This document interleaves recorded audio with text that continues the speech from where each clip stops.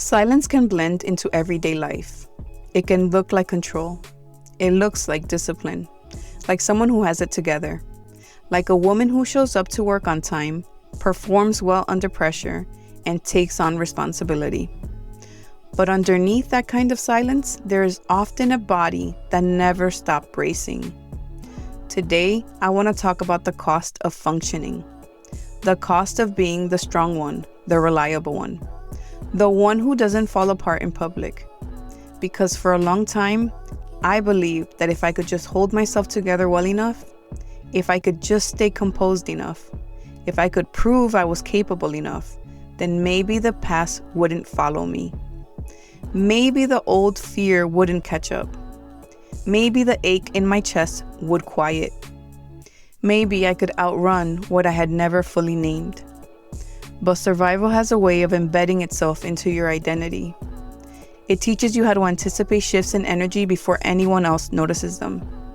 It teaches you how to scan a room without appearing anxious, how to swallow questions before they leave your mouth. And if you grew up in chaos, you learn something even deeper.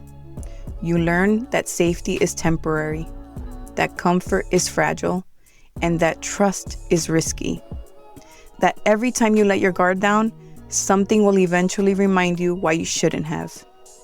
When you live like that long enough, it stops feeling like hypervigilance. It just feels like personality. But you say to yourself, I'm just observant. I'm just independent. I just don't need much from people.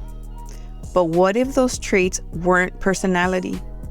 What if they were adaptations? What if the version of you that prides itself on strength was built in rooms where you didn't have another option?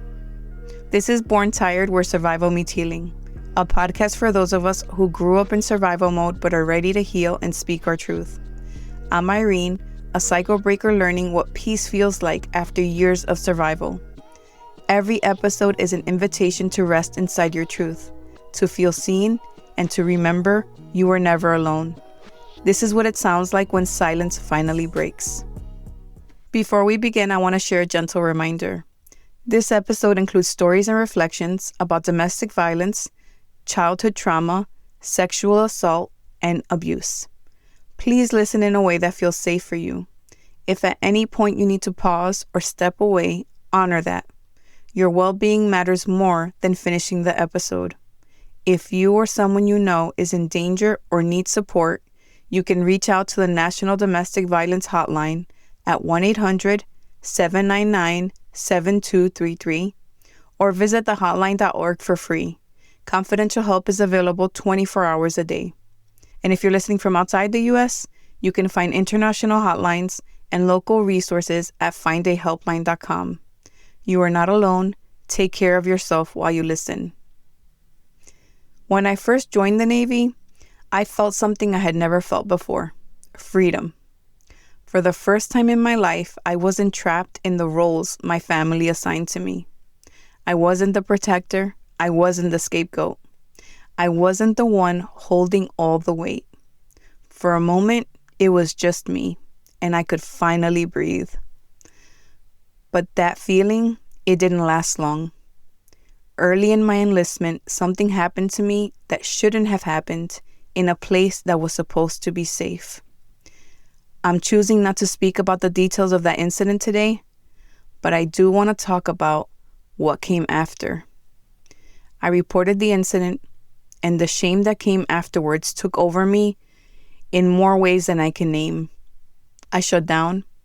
I fell into deep depression. My body carried everything I couldn't say out loud.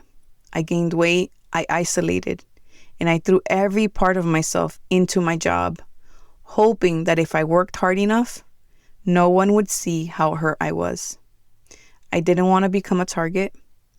There's a stigma around women in the military, the whispers, the judgments, the way people twist a story until the victim becomes the problem. Keeping my head down and focusing on my work felt safer. Something else I didn't fully understand at the time was that my experience wasn't isolated.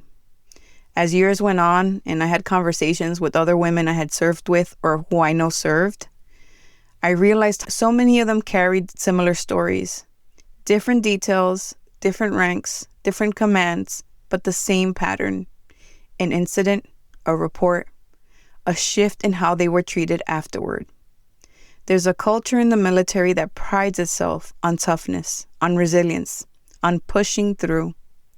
And while that strength can build camaraderie, it can also silence vulnerability, especially for women. You learn quickly that being labeled difficult can cost you.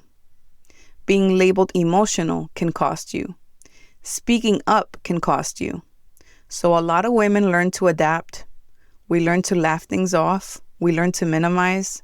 We learn to outperform. We learn to become indispensable so no one questions our place there. And underneath all of that is something unspoken. The understanding that we were constantly being evaluated, not just as service members, but as women. Our tone, our bodies, our reactions, our reputations. I can't speak for every woman who has served, but I can say that in my own experience and the quiet conversations I've had with other women in uniform, what happened to me wasn't rare. It just wasn't always named. And that realization was heavy, because it meant this wasn't just about one person or one moment. It was about a system that didn't always know how to protect us the way it said it would. At some point, I had also realized something painful. Every place I thought was safe eventually became a place where I was violated.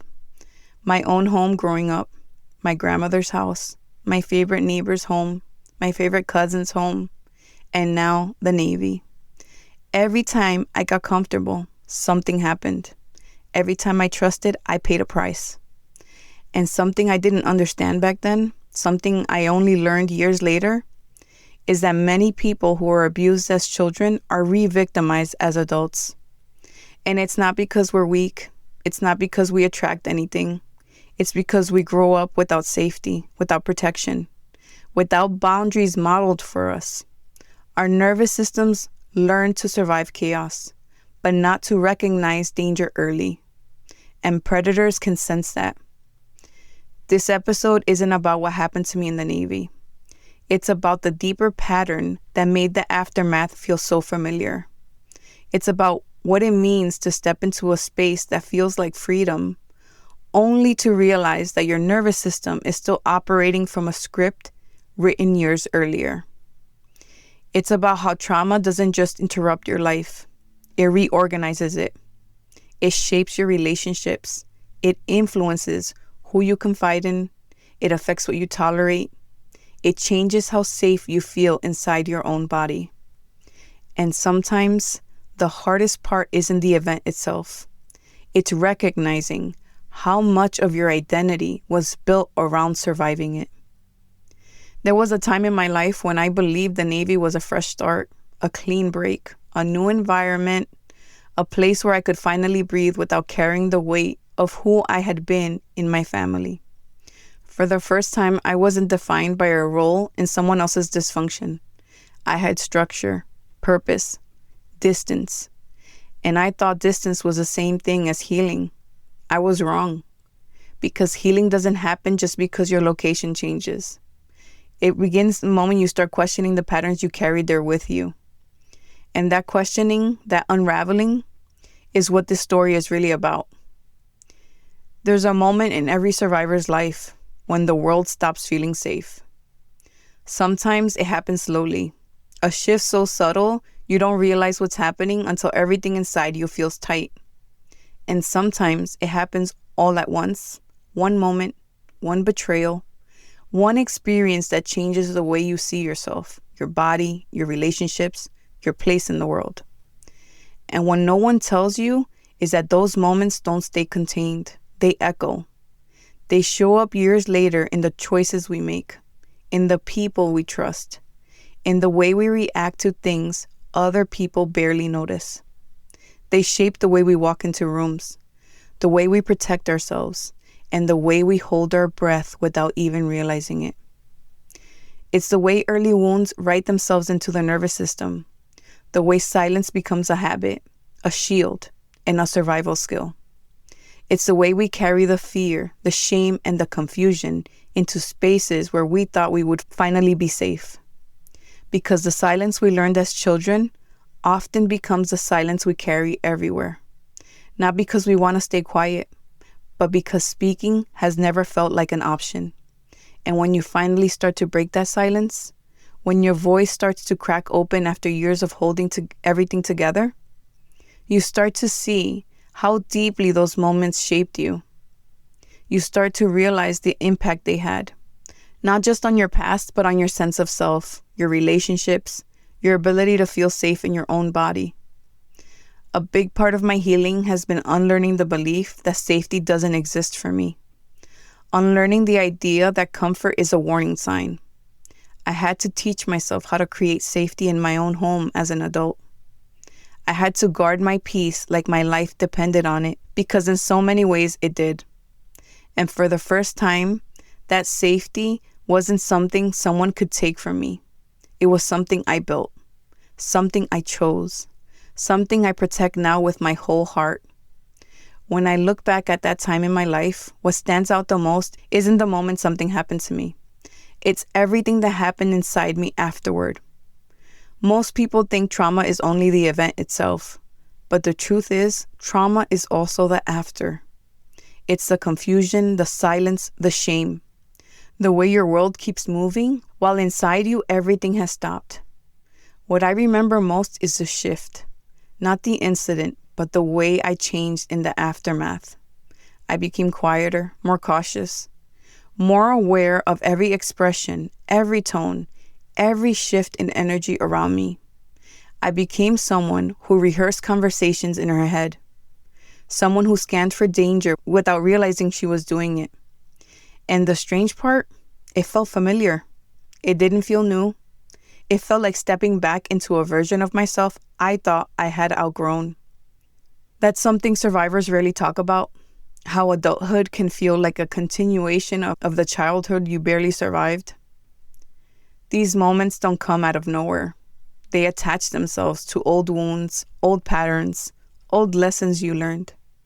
Even though I had a uniform, a job, and responsibilities, my nervous system was still operating from something much older.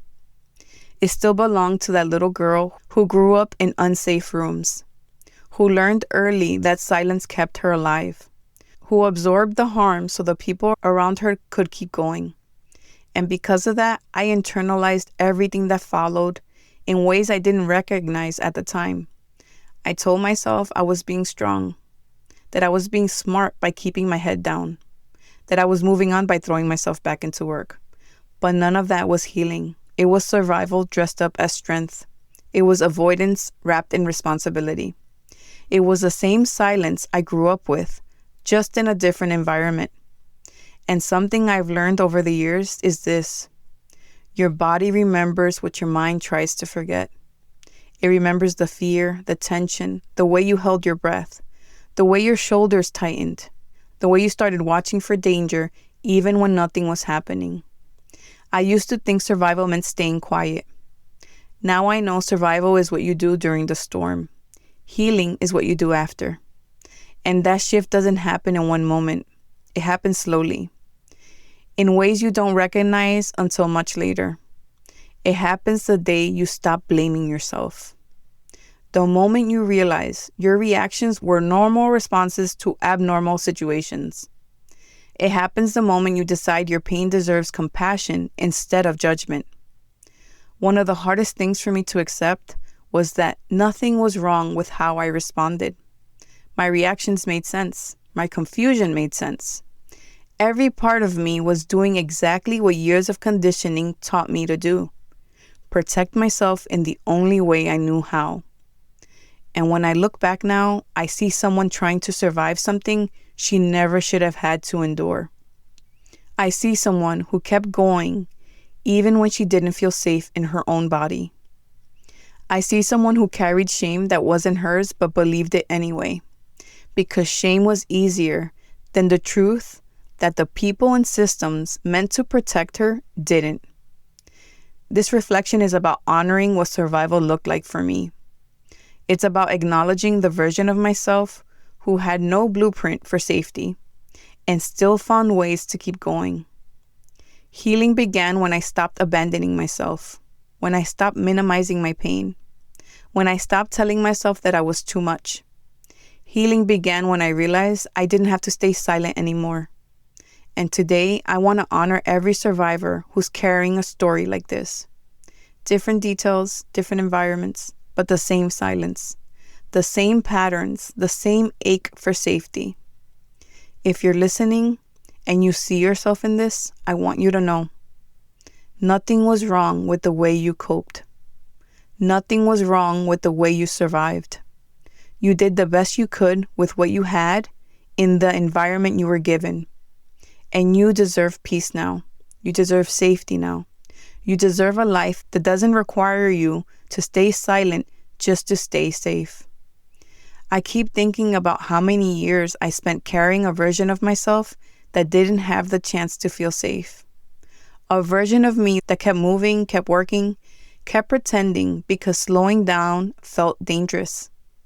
Because acknowledging what I felt meant facing truths I had been running from since childhood. And I think that's something a lot of survivors understand, that healing doesn't show up as a single moment of clarity.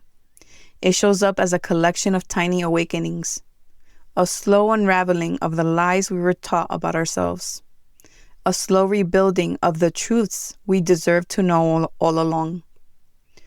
For so long, I believed healing meant becoming a different person, becoming stronger, becoming more confident, becoming someone who didn't feel triggered or afraid or overwhelmed.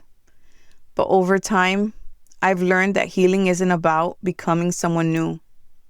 It's about coming home to the person you were before the harm, before the conditioning, before the world taught you to shrink yourself in order to survive.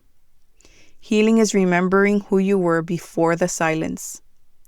And part of why I share these stories, why I speak through the parts of my life that once felt impossible to say out loud, is because I want survivors to know that the shame you carry doesn't belong to you. It never did.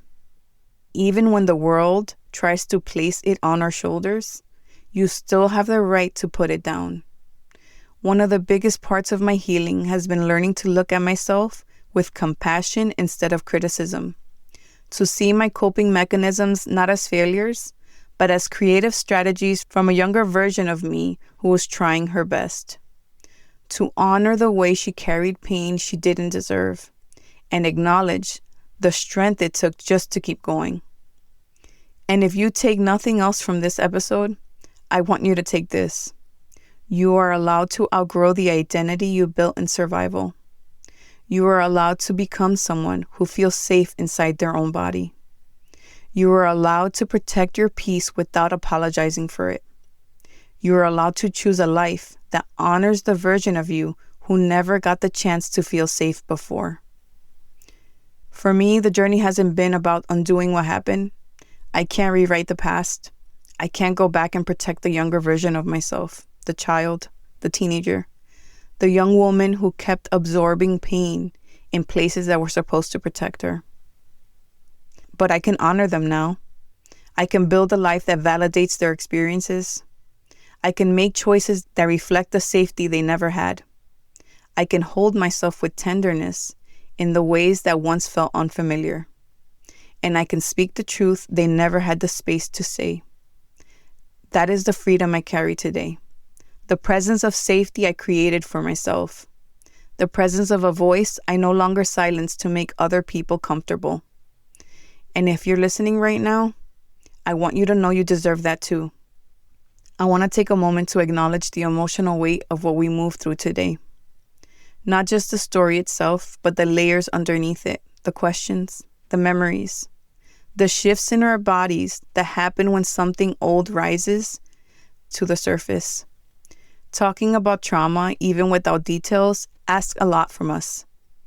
It requires honesty, courage, patience, and a willingness to sit with the parts of ourselves we once had to avoid just to keep going. So if you're listening right now and you feel a heaviness or a tightness, or even a sense of relief, that's normal. Your body responds to truth in its own way. Sometimes with tension, sometimes with softness, sometimes with silence.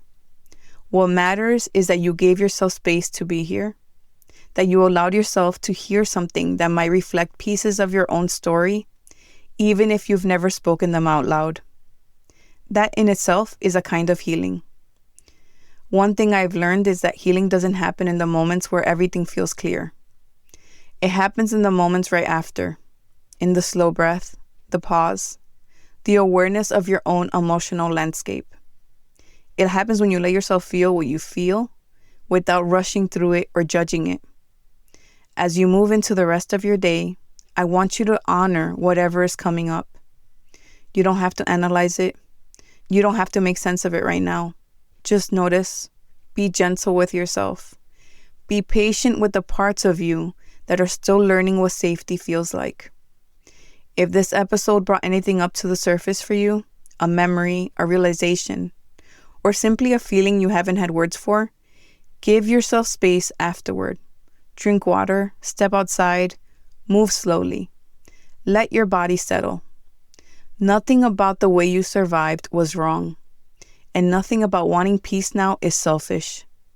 You deserve a life that feels safe.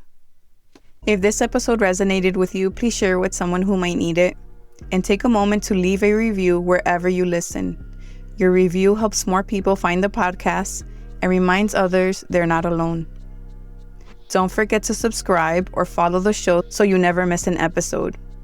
You can also join me on Substack, where I share weekly reflections and gentle reminders to help you feel less alone on your healing journey. You'll find the link in the show notes. If you'd like to connect beyond the podcast, you can find me on Instagram at Born Tired Podcast.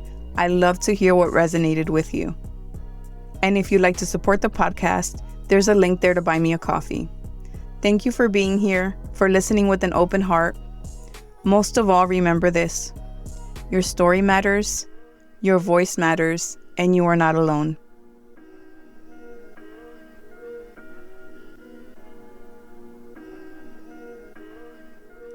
This episode was written and narrated by Irene Torres.